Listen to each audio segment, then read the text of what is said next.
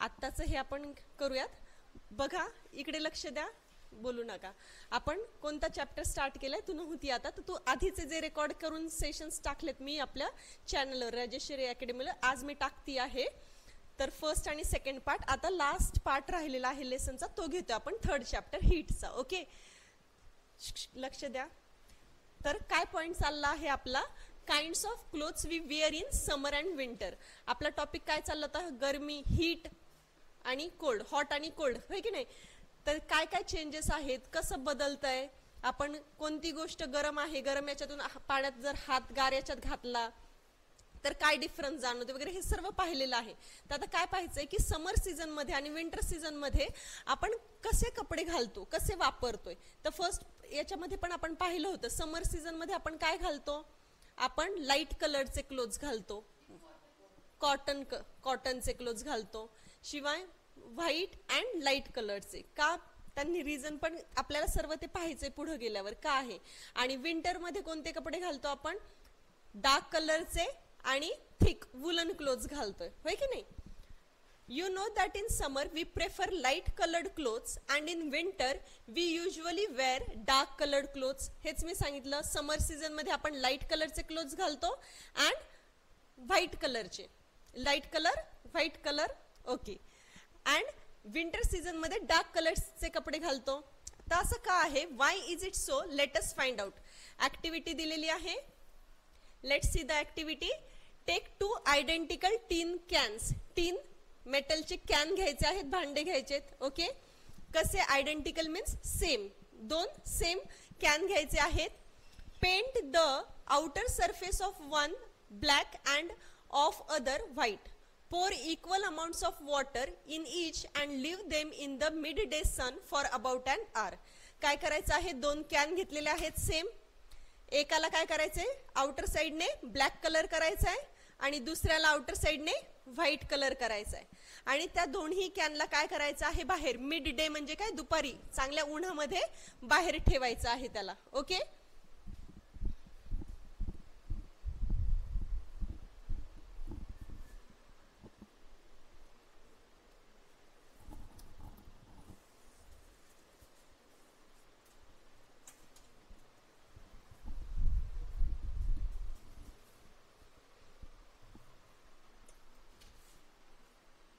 सध्या ही घेऊन जा, लास्ट राईट कर. हा, उलट लिही तिथे. आता काय सांगितले त्यांनी, pour equal amounts of water in each and leave them in the midday sun for about an hour. दोघांमध्ये काय करायचंय, पाणी ऍड करायचं आहे आणि मिड डे सन म्हणजे दुपारी उन्हामध्ये त्यांना बाहेर ठेवायचं आहे. Measure the temperature of water in both the cans. Do you find any difference in the temperatures? Okay, एकाला ब्लॅक कोटिंग केलेलं आहे, एकाला व्हाईट कोटिंग केलंय. दोन्हीमध्ये same amount of water add करायचं आहे आणि बाहेर ठेवायचंय. आणि थोड्या वेळाने, काही 1-2 तासानंतर चेक करा दोघांचं टेम्परेचर सेम आहे का पाण्याचं. त्यातल्या नाही, ब्लॅक मध्ये त्याच्यात गरम असणार आहे. Yes, in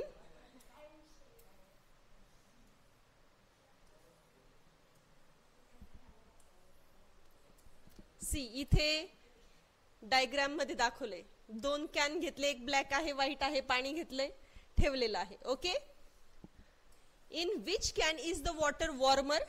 You can feel the difference even by touching water in the 2 cans. Directly हात जर लावला तरी पण तुम्हाला लगेच कळेल, एकातलं पाणी थोडंसं वॉर्मर आहे, थोडंसं गरम आहे, एकातलं त्याच्यापेक्षा थोडं थंड आहे.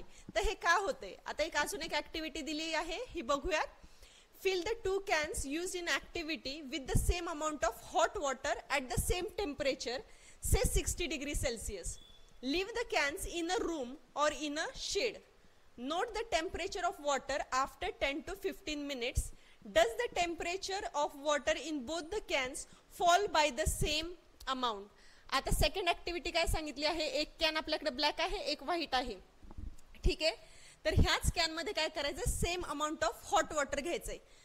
पाणी एकदाच गरम करायचंय आणि तेच ओतायचंय दोन्ही कॅन मध्ये सेम टेम्परेचरचं वॉटर. एक्झाम्पल काय दिले, सपोज 60 डिग्री टेम्परेचर आहे त्या वॉटरचं. ओके, आणि दोन्ही कॅन मध्ये आपण सेम वॉटर ठेवलेलं आहे. आणि हे दोनही कॅन्स कुठे ठेवायचे आहेत, रूम मध्ये ठेवायचे आहेत. ओके, रूम मध्ये ठेवायचे आहेत, शेड मध्ये, आणि त्याचं टेम्परेचर आफ्टर 10 to 15 मिनिट्स बघायचं आहे.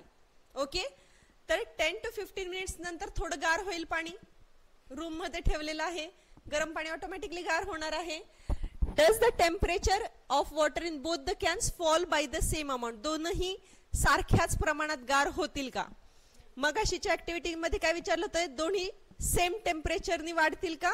आत्ताच्या ऍक्टिव्हिटी मध्ये विचारले दोन्ही टेम्परेचर सारखं कमी होईल का, नाही होणार. Yes.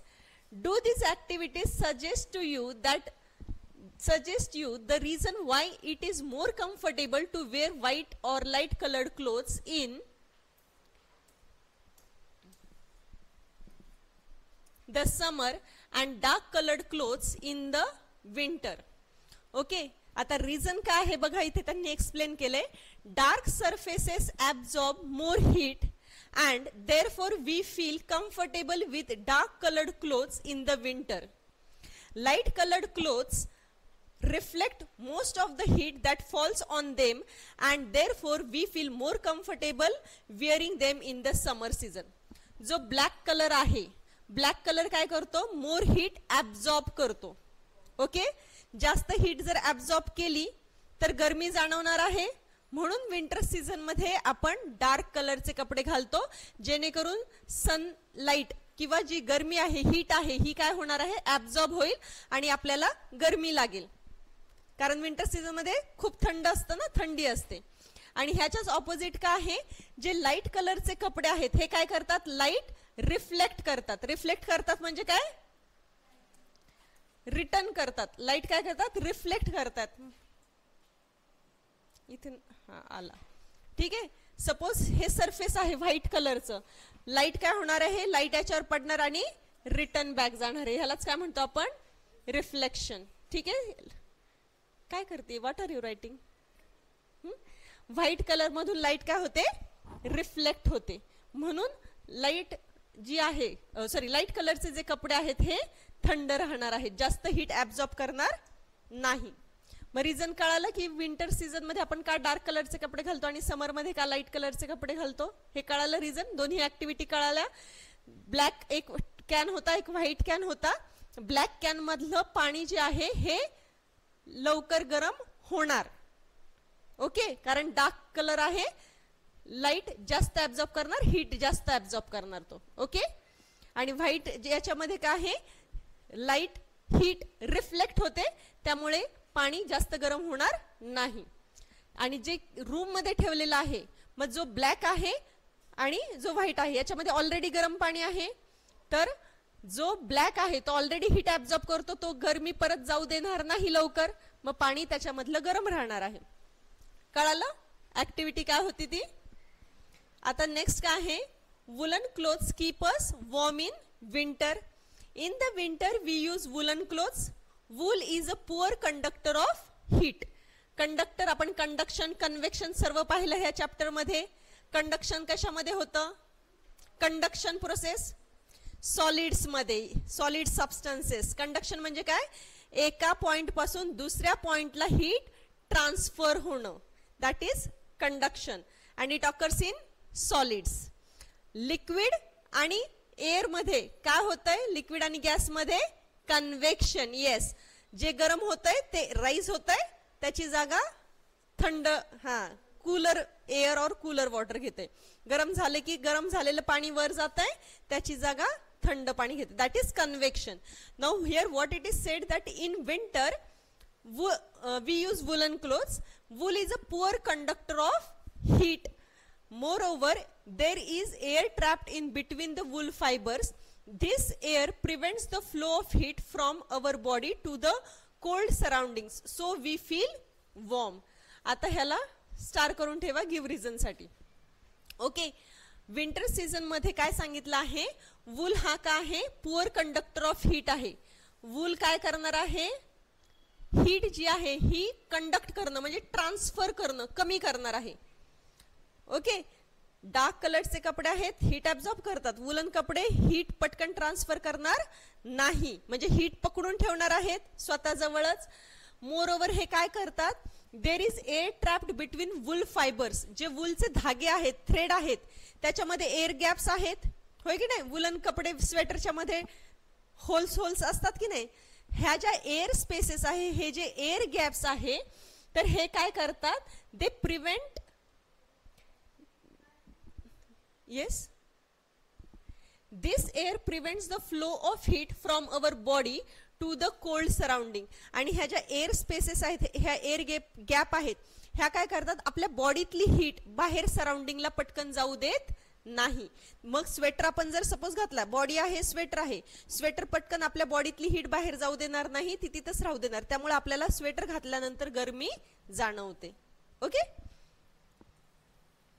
suppose you are given the choice in winter of using either one thick blanket or two thin blankets joined together, what would you choose and why? Remember that there would be a layer of air in between two blankets. त्यांनी question विचारलेला आहे तुम्हाला.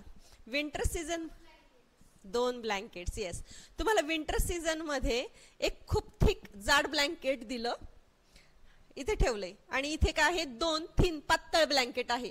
मग तुम्ही कोणतं घेणार, जाड blanket घेणार की हे 2 थिन ब्लँकेट्स घेणार? हा का, व्हॅक्यूम नाही, एअर असेल. येस येस, ज्यावेळेस एअर गॅप्स आहे, तो जो एअर आहे इन बिटवीन द गॅप्स, तो काय करतो, हीट बाहेर जाऊ देत नाही सराउंडिंगला. मग आपल्याला जास्त गरमी राहणार आहे ब्लँकेटच्या आतमध्ये. कळालं, रिझन कळालं का. चॅप्टर इथे एंड होतोय. पूर्ण चॅप्टर मध्ये काही डाऊट आहे, कोणता पॉइंट समजला नाही असं काही झालंय, कोणता रिपीट सांगण्याची गरज आहे. रेडिएशन जे आहे ना, हे डायरेक्टली ट्रान्सफर होत आहेत. रेडिएशन जे म्हणजे सपोज इमॅजिन कर की रेज येत आहेत, जसं सनलाइट आहे, सन रेज कुठपर्यंत येतात, अर्थ पर्यंत येतात. जी आपली अर्थ आहे, होय की नाही. सी, दिस इज सपोज अर्थ आणि हा सन आहे. ओके, आता सनरेज येत आहेत, ह्या अर्थच्या फक्त काही किलोमीटर रेंज पर्यंतच एअर आहे, होय की नाही. त्याच्यानंतर जसं तुम्ही वर जाल, एअर कमी कमी होत जातं, नाहीये, व्हॅक्यूम आहे. तर त्यांनी काय सांगितलंय की हे जे रेज आहेत, हे डायरेक्टली येत आहेत, ह्यांना कोणत्याही मीडियमची गरज नाहीये ट्रान्सफर होण्यासाठी. जसं मीडियम म्हणजे काय, कोणताही सॉलिड, लिक्विड और गॅस, कोणताही सॉलिड, लिक्विड और गॅस हा काय करतोय, एका ठिकाणची हीट दुसऱ्या ठिकाणी देतोय. ओके, जसं मेणबत्ती पेटवली आपण, ओके, कॅन्डल आहे, दिस इज अ कॅन्डल, हे त्याचं टिप आहे. इथे हात धरला, आपण ऍक्टिव्हिटी पाहिली, इथे हात धरला आणि त्याची जी गरमी आहे, हीट आहे, ती आपल्या हाताला लागते का, कारण इथे एअर आहे, एअर गरम झाली, एअर वर मूव्ह झाली आणि आपल्या हाताला काय झाली, गरमी जाणवली, बरोबर की नाही. आता हेच काय सांगितलं होतं, जर आपण इथे हात धरला, ह्याची जी फ्लेम आहे, इथली हवा गरम करते, हवा वर जाते, इथली साइडची जी हवा आहे ही कंपॅरेटिव्हली कमी गरम होणार आहे आणि ती ह्या डायरेक्शन मध्ये मूव्ह नाही होणार. हवा गरम झाली की कोणत्या डायरेक्शन मध्ये मूव्ह होते, वर होते की नाही. मग ह्या इथे आडवा जर हात ठेवला इथे साइडला, तर आपल्याला गरमी जाणवते का, तेवढी नाही जाणवत ना. मग काय आहे, हा जो एअर आहे हा गरम होतोय, मग हा काय करतोय, हीट ट्रान्सफर करतोय, कोणाकडून, कॅन्डलकडून आपल्या हँडला, बरोबर की नाही. Means air, gas is the medium for transfer of the heat, बरोबर. आता कोणता तरी मीडियम म्हणजे काय म्हटलं, सॉलिड आहे, लिक्विड आहे किंवा गॅस आहे, मग ह्या केसमध्ये गॅस होता. तसं इथं काय आहे, इथे व्हॅक्यूम आहे किंवा जर एखादी गोष्ट नसेल, एअर नाहीये, कोणताच मीडियम लागत नाही, डायरेक्टली ते रेज येऊन अर्थ पर्यंत पोहोचतायत आणि ह्या पद्धतीने जे येतात त्याला आपण म्हणतो radiations. Okay, which does not require any medium for transfer of the heat. सनची हीट येतीच आहे की नाही अर्थ पर्यंत, मध्ये काही जरी नसलं तरी, कळलं, ते आहे. आणि सॉलिडचं जे पाहिलं आपण, कंडक्शन म्हणजे हा जो सॉलिड आहे हा कितीतरी पार्टिकल्सचा बनलेला आहे, बरोबर.